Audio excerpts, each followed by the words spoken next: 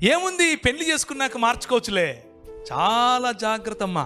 కనీసం వారానికి ఒకరు నాకు ఫోన్ చేస్తారు, అన్నా ఇలా వివాహం జరిగిపోయింది, మావాడు ఇంకా రక్షణలో లేడు, చాలా బాధపడుతున్నాం. ముఖ్యంగా సహోదరులకు చెప్తున్నా, take a stand my sister. అవతలి వ్యక్తి యేసు ప్రభువును నమ్మి రక్షింపబడినటువంటి విశ్వాసి అయితే తప్ప మీ జీవితాల్లో వారిని అనుమతించకండి. మీ పెద్దల ప్రెషర్ అయినా సరే, మీ కులం యొక్క ప్రెషర్ అయినా సరే వారితో మాట్లాడండి, కానీ ఇలాంటి దేవుని వాక్య విరోధమైనటువంటి వాటిని మీ జీవితంలో అనుమతించకండి. Same thing with young boys, యవనులు. చాలాసార్లు ఈ ఉదాహరణ చెప్తూ ఉంటాను. మిద్దెకి ఒక ఆయన తాడేసాడంట కిందోడికి, ఒరే పట్టుకొని ఎక్కరా అంటున్నాడు. ఎక్కేవాడు గుంజితే పైనోడు పడతాడా, లేకపోతే కిందున్నోడు గుంజితే పైనున్నోడు గుంజితే కిందోడు పైకి వస్తాడా? ఆత్మీయతలో కూడా అంతే. నీ స్థాయి ఏంటి? ఇశ్రాయేలు, నీ భాగ్యం ఎంత గొప్పది, యెహోవా రక్షించిన నీ జీవితం ఎంత గొప్పది. అలాంటిది తీసుకుపోయి నువ్వు ఎవరికి కట్టబెడుతున్నావు? రాజైనా ఆహాబుతో వియ్యమందుతావా? యువర్ బిజినెస్ పార్ట్నర్షిప్ ఎవరితో ఉంది?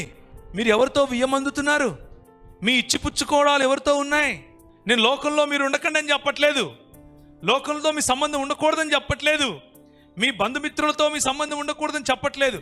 కానీ మీ కుటుంబాలను నియంత్రించేంతగా వారిని లోపలికి రానివద్దు. మీ కుటుంబాన్ని, మీ ఫెయిత్ను నియంత్రించేంతగా వారి ఇన్ఫ్లుయెన్స్, వారి యొక్క ప్రభావం, అది కులమైనా సరే, అది మతమైనా సరే, అది ప్రాంతమైనా సరే, భాష అయినా సరే, ఏదైనా సరే, బంధువర్గమైనా సరే, let nothing control your faith in the Lord Jesus Christ. యేసు క్రీస్తుతో మీకున్న సంబంధాన్ని ఇవేవీ కూడా నియంత్రించకుండా ఉండేందుకు మీరు సిద్ధపడాలి.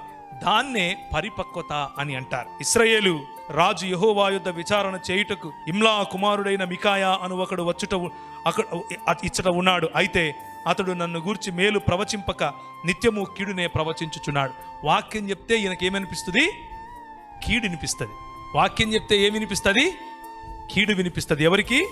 రాజు అయినటువంటి ఆహాబుకు. శిష్యులకు వాక్యం చెప్తే ఏమనిపిస్తుంది? సరి చేసుకోవాలనిపిస్తుంది. ప్రోత్సహింపబడతారు, కట్టబడతారు, ప్రభువులో బలమొందుతారు. కానీ దేవుని ఆవరణమును రుచి చూడని వారు, దేవుని రక్షణ సువార్తను రుచి చూడని వారు, పరిశుద్ధాత్ముని యొక్క అభిషేకమును పొందినటువంటి వారు, దేవుని వాక్యములో ఉన్నటువంటి రిప్రోచ్, దేవుని వాక్యములో ఉన్నటువంటి కరెక్షన్, దేవుని వాక్యంలో ఉన్నటువంటి ప్రోత్సాహం, దేవుని వాక్యంలో ఉన్నటువంటి బోధ విన్నా కానీ వినని వారుగా ఉంటారు. వారికి ఏమనిపిస్తుంది? అది వీడెప్పుడూ నా గురించి మంచి చెప్పడరా, వీడెప్పుడూ నన్ను తిడతానే ఉంటాడు అని అనుకుంటారు. పరిపక్వత లేమికి ఉన్నటువంటి తేడా ఇది.